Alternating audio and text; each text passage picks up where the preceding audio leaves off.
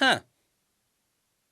Where's Cytherea? Alright, so New Year rolled by, and with it came another cinematic, which, as was proven by the last 3 cinematic, means lore. During the Still Here cinematic, we got a bunch of different storylines from all across Runeterra. During Bite Marks, we got a bunch of canonical events happening around Noxus. And now, Salvation is focusing on the canonical events happening around Demacia. Unfortunately, from the reception, we are not talking about the hypiest cinematic in the history of League of Legends. Because for the most part, the action here was focusing on our favorite champions fighting random NPCs. Compare that to Trundle fighting Darius or Tryndamere fighting Kindred. Thankfully, however, just like it was the case with the last cinematic, this one is also full of lore and references, with the details running way deeper than you might think. And so, let's dive into what actually happened. This cinematic is split into 4 scenes. First, we have the mysterious lady on a horse, then there is Sona fighting the darkness, Garen fighting Noxian assassins, and Quinn and Shyvana fighting a dragon. I'll be honest, this is a pretty good assortment of Demacians, and while it is sad to not see that much Patricite, I'm kinda glad we didn't get a Lux and Galio in a cinematic for the 4th time. Anyway, remember how Bite Marks was foreshadowing the lore that would come later that year? Well, it is possible that this cinematic is doing the same thing. So when, at the beginning, the Riot Games logo gets consumed by dark magic, it is possible it might be foreshadowing demons. Anyway, the first scene of the cinematic is the lady on a horse. Now, I'm pretty sure here everyone expected one of 2 things. Either this was going to be Lux riding her horse, or this would be Cytherea, the character that was totally teased to be the next champion. Spoiler alert, but we have to point it out now, this is Yunara, which honestly made me feel very excited. Not because of Yunara herself, I think her character is fine, but because this means that Riot is directly continuing the storyline from the previous season. This single move is what makes this universe feel alive. Anyway, back to the initial shot. So here we have Yunara in a dark forest of Demacia. Specifically, there is a good chance this might be the dark forest that is surrounding Zephyra, with Zephyra being the ancient ruined capital city of Demacia. I believe this could be the case because in the Mage Seeker game we learned that these forests are full of magical and dark creatures. Which, yes, that could also contain an unnamed demon. More importantly, however, let's not forget one thing. This is Yunara in Demacia. Let's have a look at the map. So the last time we saw Yunara was in this general area. It was around the Kinku Monastery where Kennen opened the portal into the Trials of Twilight. But now we are here. A place that is literally across half of the entire planet. Because while this is literally across the entire official map, let's not forget there is the other side of Runeterra, which is where Kamavor is. So it had to take Yunara months to get here. Unless, because she is Kinku, with the help of Kennen, she opened some portals and took a shortcut through the Spirit Realm. So just know that regardless, Yunara was on quite a journey. Was she to take the traditional means of traveling, she would have to go through Noxus and all the contested areas. Anyway, the last thing we can point out here is the introduction of the blue hues in the forest. Once again, this is nothing special for the dark woods of Demacia. There are simply magical things happening here all the time. But it is still foreshadowing what is to come. So next we get to Garen. And while this is also a scene in a forest, because it is not one of the darker forests, this has to be somewhere closer to the capital city. And here, Garen is simply training new recruits for the Dauntless Vanguard. Now, there is no way this was intentional, but I like how the 4 recruits line up with his ability in Riftbound. And if you are asking why Garen isn't armored properly here, it's because he's just chilling with the boys and training them. He did not expect to fight anyone. After which we get to the 3rd introduction, which is the scene with Sona. This one gets introduced with the statue of Morgana, aka the Veiled Lady. Yes, this is referencing the upcoming skin for League of Legends, but that's only because that skin is referencing Morgana's lore as the lost matron of Demacia. More importantly, these shrines to Morgana are surprisingly common in some of the hidden areas of Demacia. And so here you can specifically see it is hidden on a cliff behind a city. And what kind of a city this could be? Well, we can take an educated guess. So in this scene, we can see shadows coming for the city as they blow out the candles. Now, we do know that there is one place and one story that perfectly fits this. And that would be Lux's story called For Demacia. In this story, Lux traveled into a city where weird things were happening. People couldn't sleep, they started randomly dying, and sometimes they started murdering each other. And after some investigations, Lux found out that this is because that city was haunted by a demon which her great-great-grandfather Phocian Crownguard fought in the past. Now that demon turned out to be Nocturne. And the city where this happened was named after Phocian, and so it became Phosborough. The thing is, later we learned that Phocian Crownguard didn't kill Nocturne, he just locked him away.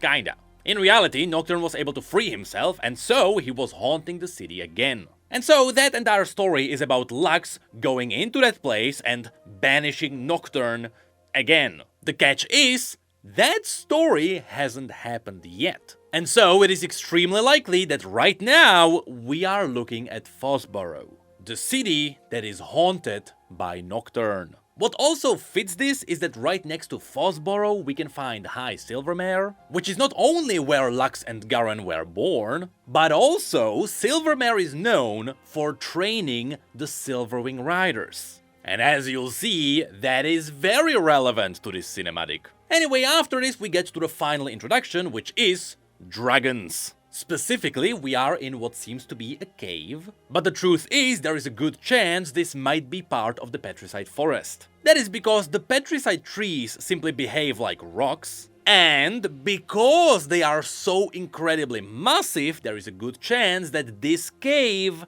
is actually inside one of the giant trees. But again, it could be just a cave. The more important part is that this is a Petricite quarry. You can see how the slabs of Petricite are cut into this place. So, the Demacians simply harvest Petricite here.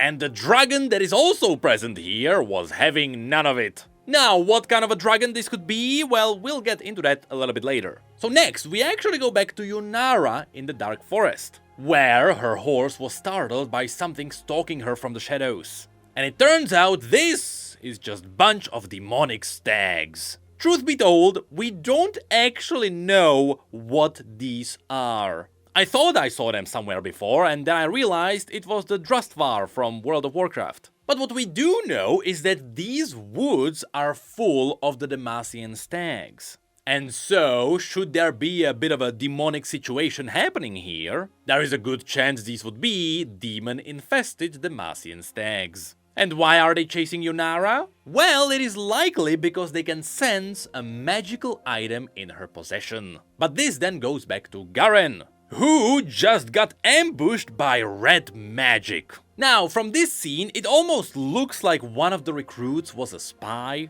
and that Garen was hit by one of his own. But as you'll see, the magic actually came from outside of their group. In fact, there is a lot more assassins incoming. For now, just notice one thing. While this is a very Noxian-looking red magic, it is different from the sharp chains and the shard-like magic of LeBlanc.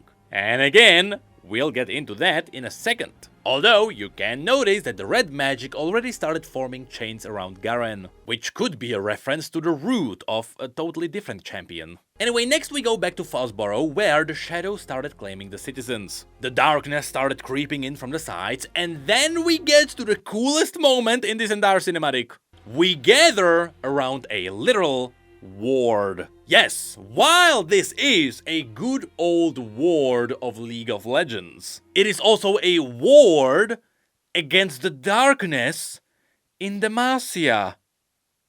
Right? It is a ward against the darkness. Kinda like a fog of war. I don't know who thought of this, but this is genius. It is such a good way to give a classic item some proper lore. And so now we know that the simple ward is actually a Demacian item. And because it is a ward, of course, the one gathering around it is none other than Sona, a support. So quick catching up on Sona's lore. Sona is a mage from Ionia. But after Noxus invaded that place, Demacians actually came in and they started rescuing some of the impacted Ionians. And so eventually, the Demacians also saved Sona and brought it into Demacia. There, she got adopted by the Bevel family, which was a royal family. And that is because they knew that she was a mage, and so the only way to protect her was to keep her in a high-ranking house. All hail hypocrisy. And so in this scene, because she is a mage, you can see Sona using the Etva, which is a special instrument which she can use to channel magic. Now back to Yunara. In this scene, she kept running away from the demonic deer and she managed to get out of the forest. And that's kinda it. Though I do appreciate the change from the dark and blue of the forest into the bright and red of the field filled with poppies. Is that a reference to Poppy? You tell me. But then we quickly go back to Garen, who is now bound by the red magic. And again, you can see that there are differences from LeBlanc's magic.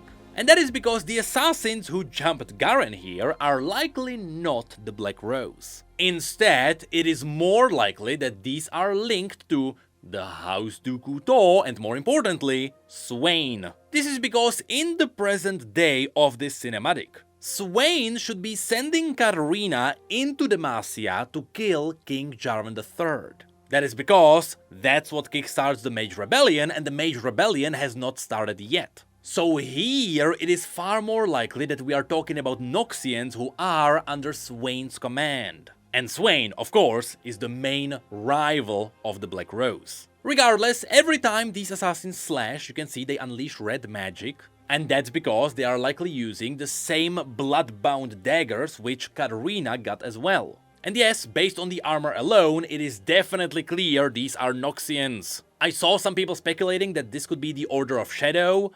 Do I have to point at the map again? But then we get back to the dragon, where we can see what seems to be the exit of this place. And as the dragon comes in, it is attacked by another dragon, which of course we know is the new Shyvana after her ASU. This immediately made me think, damn, she's fighting Yiva, her mother. But that is likely not the case, because of some pretty big reasons. Before that, Shyvana first gets knocked out of her dragon form. Then we quickly go back to Yunara riding across the field.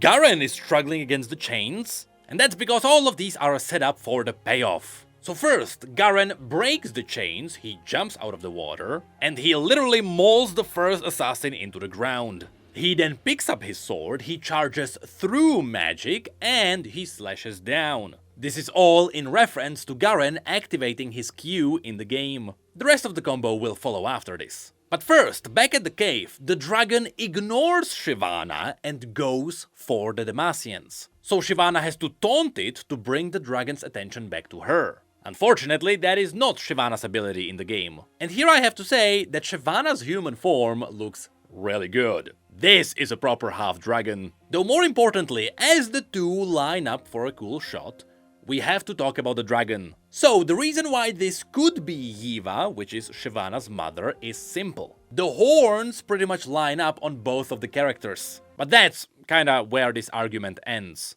On the other side, you have a lot more reasons why this could be the Elder Dragon instead. First of all, the colors match an Elder Dragon. Then, we can simply assume that all the dragons of this species have the same horns. But more importantly, if this was Yiva, she wouldn't really care about the Demacians. At this point, if she was this close to her daughter, she would only be focusing on her. Shyvana wouldn't need to taunt her to get her attention. So it is far more likely that this is the Elder Dragon which was plaguing the woods of Demacia for many years. And Shyvana was simply here to protect her fellow Demacians. Also, Shyvana gets saved by Gwyn and Valor. If you've seen Shyvana's lore, then you would know that she's supposed to be fighting her mother with Jarvan beside her. So it simply wouldn't line up. Speaking of which, we have to mention one thing.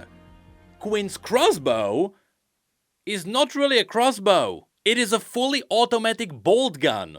And it's pretty cool. Anyway, back at the Garen scene, we can see all the assassins running after they killed all the recruits. So Garen picks up the tag of one of the assassins because he is honorable, and he charges for the rest. Now back at Fosborough, we can see Sona casting light through her magic. Now yes, remember that most of the Demacians still hate magic, but not in this situation. And here, the pulsing is either a reference to Sona's healing aura, or it is actually near identical to her ultimate from Wild Rift. Then we get a quick reminder that Yunara is still running, and then we get back to the draconic fight, where Quinn is trying to do damage. The dragon tries to burn her in response, but Quinn gets saved by Shyvana in one of the coolest shots of this entire cinematic. This one really got me hyped for the MMO. And yes, the dragon form also looks amazing, I can't wait for the ASU. But then, back to Garen. Here we can see that he actually threw his blade. I don't think he can do that in the game. And the blade pins an assassin to a tree. He then picks it up and the tags, because he is honorable. Sona is then seen warding off the darkness. And finally, Yunara gets knocked off her horse, revealing that it is Yunara, and that she is carrying the spear of Xin Zhao. And here we have to talk about a thing.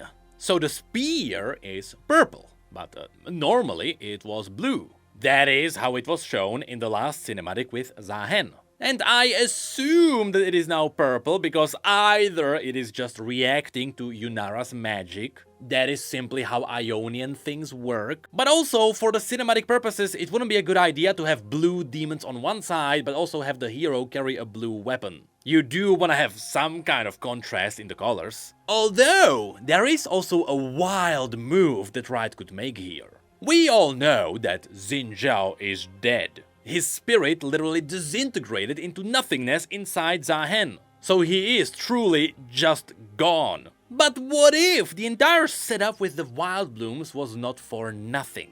And what if they actually happened to use the wild blooms, which happen every spirit blossom? And what if after Xin Zhao died, his spirit was actually transported into one of the spirit blooms, after which his spirit could be put back into the spear? Hey, I don't think that's what's happening here, and I hope that is not what's happening here. I think Xin Zhao truly has to stay dead for his story to have an impact. If Riot now says, hey, Xin Zhao is actually alive inside the spear the entire time, it's not gonna have the same impact. But I hate to say it, but Riot still has a way to make this work. Anyway, the point here is that Yunara traveled all the way to Demacia to let the king know that Xin Zhao died, as well as to bring him home. Even though his home is technically Ionia, but you know what I mean. Then, in the draconic fight, Quinn jumps onto Shyvana's back, and together they try and lead the dragon away. Yunara then activates her movement speed, which is literally her ability in the game.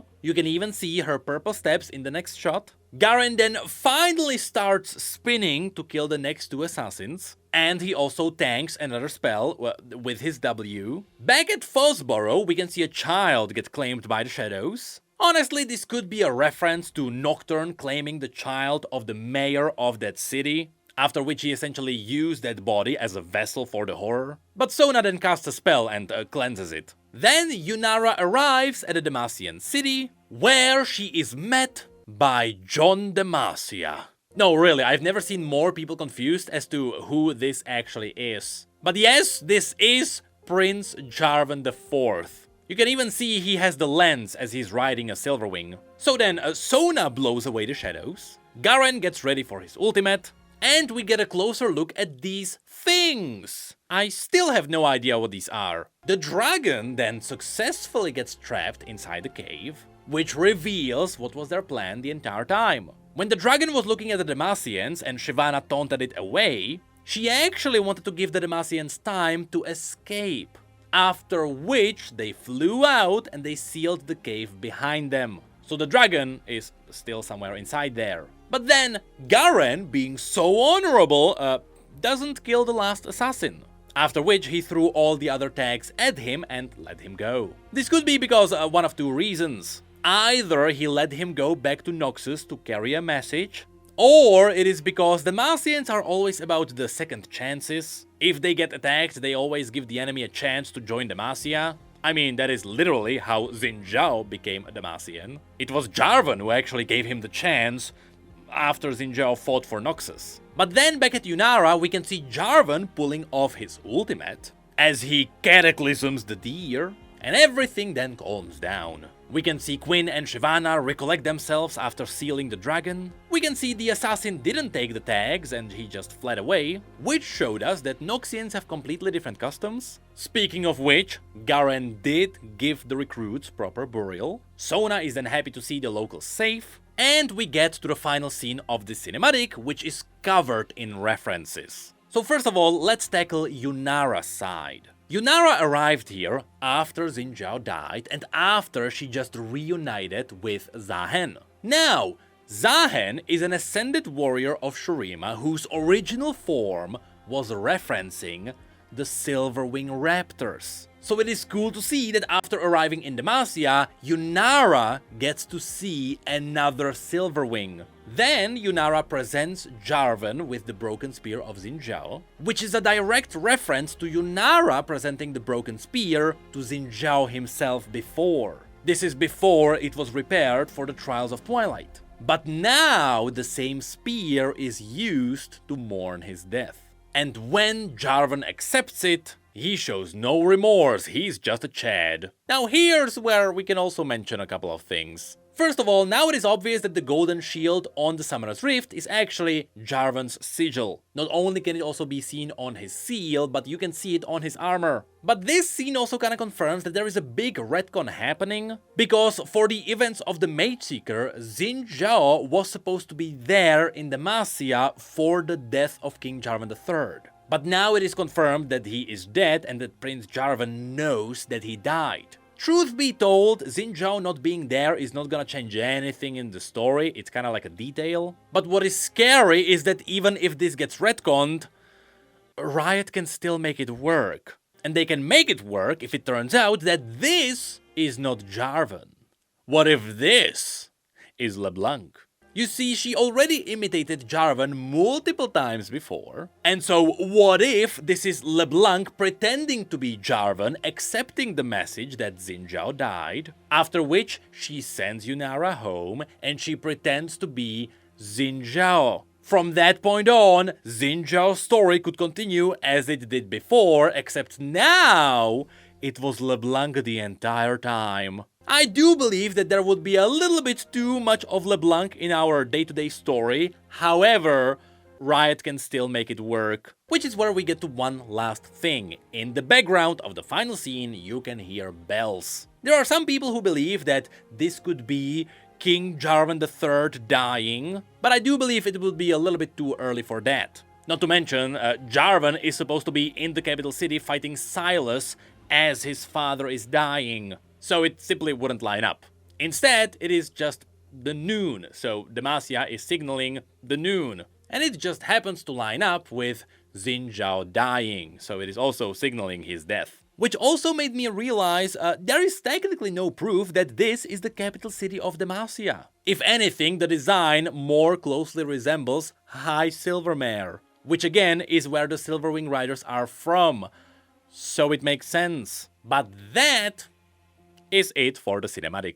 I have to say, this was a really good cinematic full of some really good lore. And yes, I kinda like how the logo of League of Legends at the end gets dispelled by Sona's magic, as it got consumed by darkness at the beginning. But overall, I would say it wasn't as hypey as the other ones. And that is because, again, while this was a really good introduction for Demacia, and I still think this entire cinematic was really good, it was missing some of the hypier battles or something.